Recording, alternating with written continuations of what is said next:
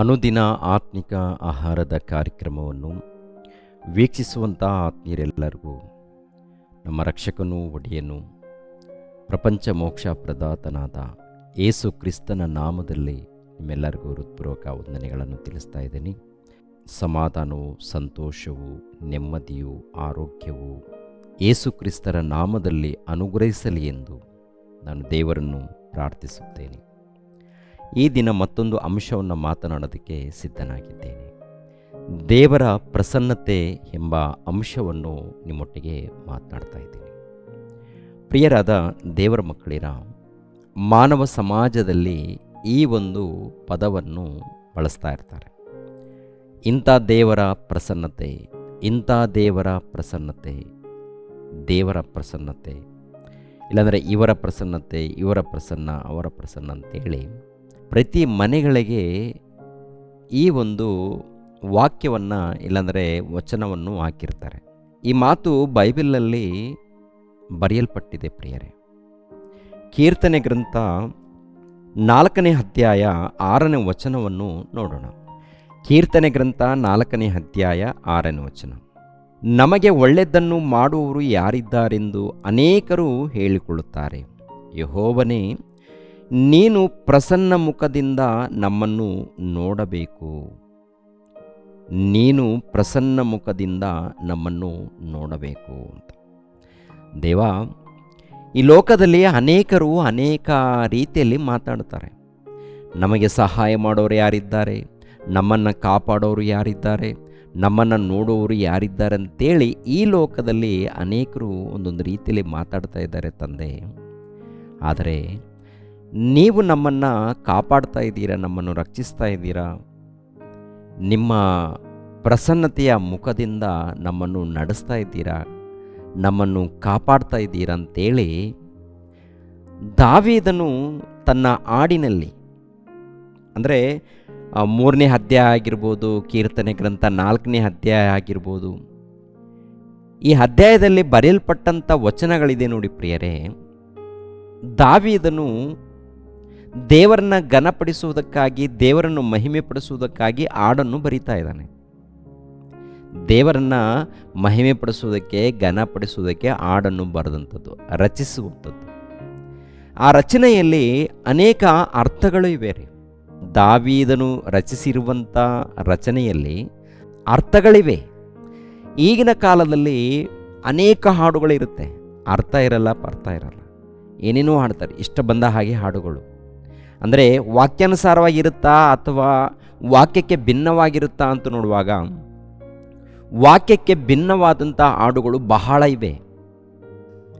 ಆದರೆ ದಾವೀದನು ದೇವರನ್ನು ಘನಪಡಿಸುವುದಕ್ಕೆ, ದೇವರನ್ನು ಮಹಿಮೆ ಪಡಿಸುವುದಕ್ಕೆ, ದೇವರನ್ನು ಆರಾಧಿಸುವುದಕ್ಕೆ ಹಾಡಿರುವಂಥ ಹಾಡುಗಳು, ಕೀರ್ತನೆಗಳು. ಈ ಕೀರ್ತನೆಯಲ್ಲಿ ಈ ಮಾತನ್ನು ಬರೀತಾರೆ, ಯೆಹೋವನೇ, ತಂದೆ, ನೀನು ಪ್ರಸನ್ನ ಮುಖದಿಂದ ನಮ್ಮನ್ನು ನೋಡು ಅಂತ. ಇನ್ನೊಂದು ವಚನವನ್ನು ಕೂಡ ನಾವು ನೋಡೋಣ. ಕೀರ್ತನೆ ಗ್ರಂಥ 31ನೇ ಅಧ್ಯಾಯ 15ನೇ ವಚನ, 16ನೇ ವಚನವನ್ನು ಗಮನಿಸೋಣ.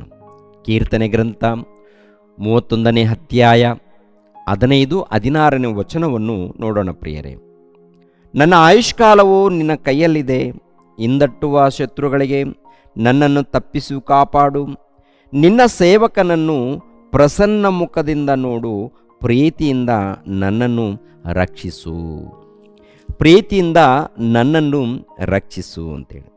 ಪ್ರಿಯರಾದ ದೇವರ ಮಕ್ಕಳಿರ, ಇದು ಕೂಡ ದಾವೀದನು ರಚಿಸಿರುವಂಥ ಕೀರ್ತನೆ. ಒಂದು ಸಾರಿ ಗಮನಿಸ್ತೀರಿ ಪ್ರಿಯರೇ.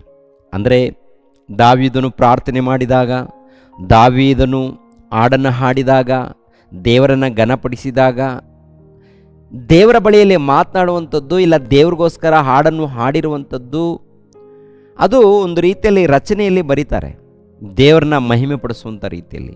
ಅದ್ರ ಜೊತೆಗೆ ನಮ್ಮನ್ನು ಕಾಪಾಡು ತಂದೆ, ನಿನ್ನ ಪ್ರಸನ್ನ ಮುಖದಿಂದ ನೋಡು ಅಂತ.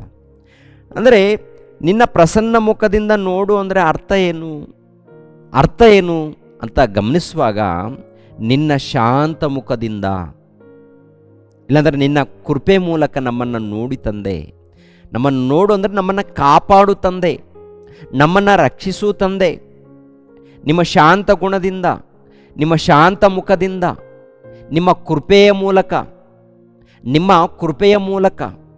ನಿಮ್ಮ ಆಶೀರ್ವಾದದ ಮೂಲಕ ನಮ್ಮನ್ನು ಕನಿಕರಿಸು, ನಮ್ಮನ್ನು ಕಾಪಾಡು ತಂದೆ ಅಂತ ಹೇಳಿ ದಾವೀದ್ ಮಹಾರಾಜನು ಹೇಳುವಂಥದ್ದು.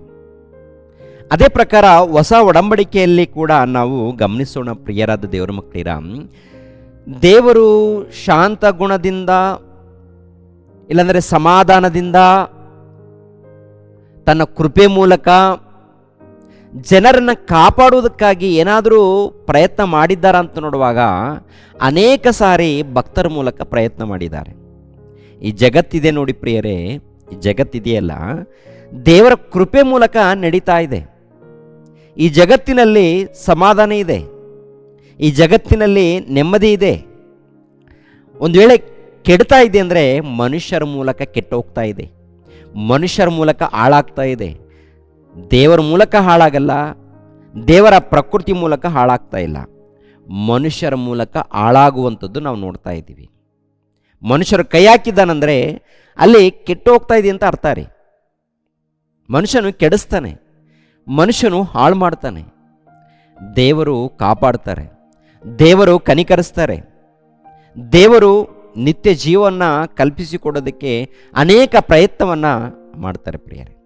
ಆದ್ದರಿಂದ ಗಮನಿಸಬೇಕು ಪ್ರಿಯರಾದ ದೇವರ ಮಕ್ಕಳಿರ, ಲೋಕನ ಬರೆದ ಸುವಾರ್ತೆ 2ನೇ ಅಧ್ಯಾಯ, ಲೋಕನ ಬರೆದ ಸುವಾರ್ತೆ 2ನೇ ಅಧ್ಯಾಯ 14ನೇ ವಚನವನ್ನು ನೋಡೋಣ. ಲೋಕನ ಬರೆದ ಸುವಾರ್ತೆ 2ನೇ ಅಧ್ಯಾಯ 14ನೇ ವಚನ. ಮೇಲಣ ಲೋಕಗಳಲ್ಲಿ ದೇವರಿಗೆ ಮಹಿಮೆ, ಭೂಲೋಕದಲ್ಲಿ ಮನುಷ್ಯರೊಳಗೆ ಸಮಾಧಾನ, ದೇವರು ಅವರಿಗೆ ಒಲಿಯುತ್ತಾನೆ ಎಂದು ದೇವರನ್ನು ಕೊಂಡಾಡುತ್ತಾ ಹೇಳಿದರು. ಏನು ಹೇಳ್ತಾ ಇದ್ದಾರೆ? ಮೇಲಣ ಲೋಕಗಳಲ್ಲಿ ದೇವರಿಗೆ ಮಹಿಮೆ, ಭೂಲೋಕದಲ್ಲಿ ಮನುಷ್ಯರೊಳಗೆ ಸಮಾಧಾನ, ದೇವರು ಅವರಿಗೆ ಒಲಿಯುತ್ತಾನೆ. ಇಲ್ಲಿ ನೋಡುವಾಗ ದೇವರು ಅವರನ್ನು ಕಾಪಾಡೋದಕ್ಕೆ, ರಕ್ಷಿಸೋದಕ್ಕೆ ತನ್ನ ಪ್ರಿಯ ಕುಮಾರನನ್ನು ಈ ಲೋಕಕ್ಕೆ ಕಳಿಸಿಕೊಟ್ಟಿದ್ದಾನೆ. ಯಾತಕ್ಕಾಗಿ ಕಳಿಸಿಕೊಟ್ಟಿದ್ದಾನೆ? ಈ ಲೋಕದಲ್ಲಿ ಜನ ಅಂಧತ್ವದಲ್ಲಿ, ಅಂಧಕಾರದ ದೊರೆತನದಲ್ಲಿ, ಕತ್ತಲೆಯ ಸಾಮ್ರಾಜ್ಯದಲ್ಲಿ ಜೀವಿಸ್ತಾ ಇದ್ದಾರೆ. ಕತ್ತಲೆಯ ಸಾಮ್ರಾಜ್ಯದಲ್ಲಿ ಅಂದರೆ ಅಜ್ಞಾನದಲ್ಲಿ, ಅಂಧತ್ವದಲ್ಲಿ, ಮೂಢತ್ವದಲ್ಲಿ ಜೀವಿಸುವಂಥ ಈ ಸಮಾಜವನ್ನು ಕಾಪಾಡಬೇಕು, ರಕ್ಷಿಸಬೇಕು, ಸಮಾಧಾನವನ್ನು ಕಲ್ಪಿಸಿಕೊಡಬೇಕು, ನಿತ್ಯ ಜೀವವನ್ನು, ರಕ್ಷಣೆಯ ಮಾರ್ಗವನ್ನು, ಸಂತೋಷವನ್ನು. ಅದಕ್ಕೆ ದೇವರೇನು ಮಾಡಿದ್ದಾರೆ? ತನ್ನ ಪ್ರಸನ್ನತೆಯ ಮುಖದಿಂದ, ತನ್ನ ಕೃಪೆಯಿಂದ, ಶಾಂತ ಗುಣದಿಂದ ಈ ಲೋಕವನ್ನು ಕಾಪಾಡೋದಕ್ಕೆ ತನ್ನ ಪ್ರಿಯ ಕುಮಾರನನ್ನು ಕಳಿಸ್ಕೊಡ್ತಾರೆ. ಅವ್ರ ಮೂಲಕ ಈ ಲೋಕಕ್ಕೆ ರಕ್ಷಣೆ ಮಾರ್ಗ ಇದೆ, ನೆಮ್ಮದಿ ಇದೆ, ಸಮಾಧಾನ ಇದೆ, ಸಂತೋಷ ಇದೆ. ಆತನ ಮಾತುಗಳನ್ನು ಪಾಲಿಸುವಾಗ ನಿತ್ಯ ಜೀವ ಇದೆ ಪ್ರಿಯರೇ. ಅಂತ ಉನ್ನತವಾದಂಥ ಪ್ರಸನ್ನತೆಯನ್ನು, ದೇವರ ಪ್ರಸನ್ನತೆಯನ್ನು ಈ ಲೋಕಕ್ಕೆ ಅನುಗ್ರಹವಾಗಿದೆ. ಯಾರ ಮೂಲಕ ಅನುಗ್ರಹವಾಗಿದೆ? ಯೇಸು ಕ್ರಿಸ್ತರ ಮೂಲಕ.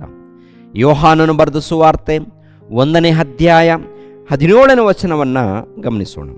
ಯೋಹಾನನು ಬರೆದ ಸುವಾರ್ತೆ 1ನೇ ಅಧ್ಯಾಯ 17ನೇ ವಚನವನ್ನು. ಧರ್ಮಶಾಸ್ತ್ರವು ಮೋಶೆಯ ಮುಖಾಂತರ ಕೊಡಲ್ಪಟ್ಟಿತು, ಕೃಪೆಯು ಸತ್ಯವು ಯೇಸು ಕ್ರಿಸ್ತನ ಮೂಲಕ ಬಂದವು. ಕೃಪೆಯು ಸತ್ಯವು ಯೇಸು ಕ್ರಿಸ್ತನ ಮೂಲಕ ಬಂದವು. ಅಂದರೆ ಧರ್ಮಶಾಸ್ತ್ರವು ಮೋಶೆಯ ಮುಖಾಂತರ ಕೊಡಲ್ಪಟ್ಟಿದೆ, ಕೃಪೆಯಾಗಿರ್ಬೋದು, ಸತ್ಯವೂ ಆಗಿರುವುದು ಯೇಸು ಕ್ರಿಸ್ತನ ಮೂಲಕ ಬಂದಿದೆ.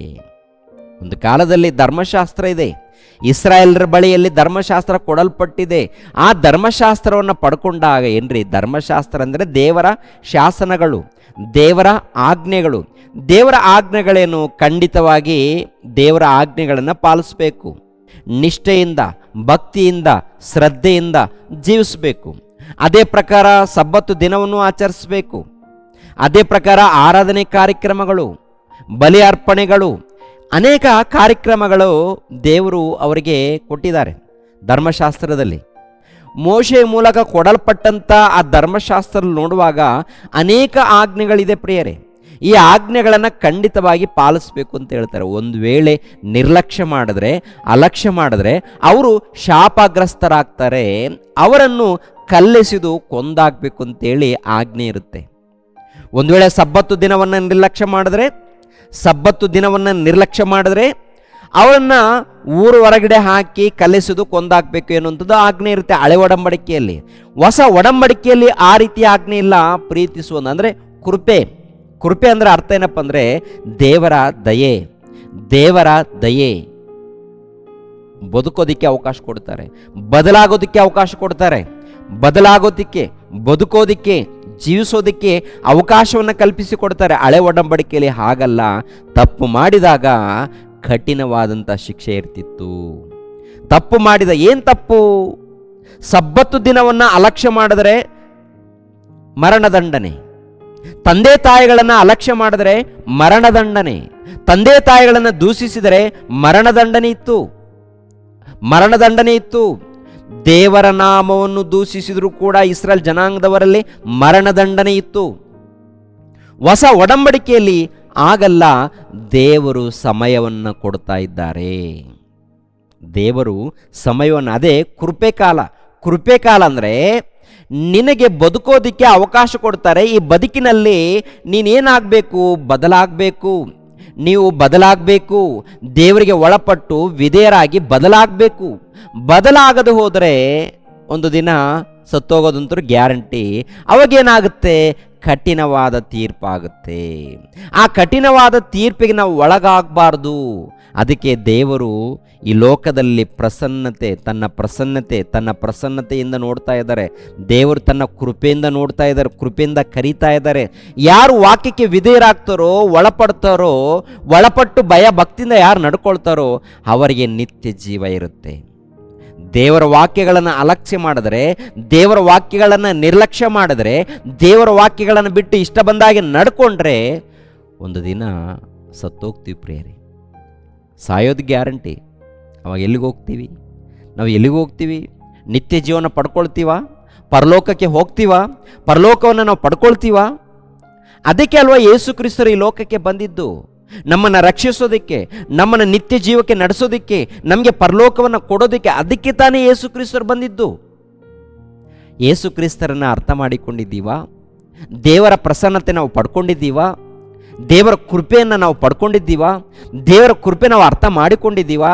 ಅರ್ಥ ಮಾಡಿಕೊಂಡು ವಿಧೇಯರಾಗಿ ಭಯ ಭಕ್ತಿಯಿಂದ ನಡ್ಕೊಂಡಾಗ ಪ್ರಿಯರಾದ ದೇವರ ಮಕ್ಕಳಿರ, ದೇವರ ಮೂಲಕ ಆಶೀರ್ವಾದವನ್ನು ಪಡ್ಕೊಳ್ತೀವಿ. ಆತ್ಮಿಕವಾದಂಥ ಆಶೀರ್ವಾದವನ್ನು ಪಡ್ಕೊಳ್ತೀವಿ, ನಿತ್ಯ ಜೀವನ ಪಡ್ಕೊಳ್ತೀವಿ. ಸತ್ತೋದರೆ ನಿತ್ಯ ಜೀವ. ಆದ್ದರಿಂದ ನಿಮ್ಮ ಭಕ್ತಿ ಜಾಗ್ರತೆ, ನಿಮ್ಮ ನಂಬಿಕೆ ಜಾಗ್ರತೆ, ದೇವರ ಮೂಲಕ ಪಡೆದಂಥ ಪ್ರೀತಿ ಜಾಗ್ರತೆ, ವಾಕ್ಯಗಳು ಜಾಗ್ರತೆ ನೋಡಿಕೊಳ್ಳಿ ಪ್ರಿಯರೇ. ಓಕೆ, ದೇವರು ನಿಮ್ಮನ್ನು ನನ್ನನ್ನು ಆಶೀರ್ವದಿಸಲಿ. ಎಲ್ಲರೂ ತಲೆ ಬಾಗಿಸಿರಿ, ಪ್ರಾರ್ಥನೆ ಮಾಡಿ ಮುಗಿಸುತ್ತೇನೆ. ಸರ್ವವನ್ನು ಸರ್ವಲೋಕವನ್ನು ಉಂಟು ಮಾಡಿರುವಂಥ ಸರ್ವೇಶ್ವರನಾದಂಥ ನಮ್ಮ ತಂದೆಯೇ, ಮಹೋನ್ನತನಾದಂಥ ನಮ್ಮ ದೇವರೇ, ಅತಿ ಪರಿಶುದ್ಧನಾದಂಥ ನಮ್ಮ ತಂದೆಯೇ, ಅಗಮ್ಯವಾದ ಬೆಳಕಿನಲ್ಲಿ ವಾಸ ಮಾಡುವಂಥ ನಮ್ಮ ದೇವ, ನಿಮಗೆ ಕೃತಜ್ಞತೆಗಳು, ಸ್ತೋತ್ರಗಳು ತಂದೆ. ನಿಮ್ಮ ಧ್ಯಾನದಲ್ಲಿ, ಭಕ್ತಿಯಲ್ಲಿ, ಆರಾಧನೆಯಲ್ಲಿ, ಪ್ರತಿನಿತ್ಯ ನಿಮ್ಮ ಸೇವೆಯಲ್ಲಿ ಇರುವಂತೆ ನಮ್ಮೆಲ್ಲರನ್ನೂ ಆಶೀರ್ವದಿಸಿ, ನೇರ ಪ್ರಸಾರವನ್ನು ವೀಕ್ಷಿಸುವಂಥ ಎಲ್ಲ ನಿಮ್ಮ ಮಕ್ಕಳನ್ನು ಕನಿಕರಿಸಿ ಕಾಪಾಡಿ, ಪ್ರತಿ ಕುಟುಂಬಕ್ಕೆ ನೆಮ್ಮದಿಯನ್ನು, ಶಾಂತಿಯನ್ನು, ಸಮಾಧಾನವನ್ನು ಅನುಗ್ರಹಿಸಿ, ಎಲ್ಲರಿಗೂ ಆರೋಗ್ಯವನ್ನು ದಯಪಾಲಿಸಿ. ಯೇಸು ಪವಿತ್ರ ನಾಮದಲ್ಲಿ ಬೇಡಿ ಹೊಂದಿದೆಯಪ್ಪ ತಂದೆಯೇ, ಆಮೇನ್. ಎಲ್ಲರಿಗೂ ವಂದನೆಗಳು.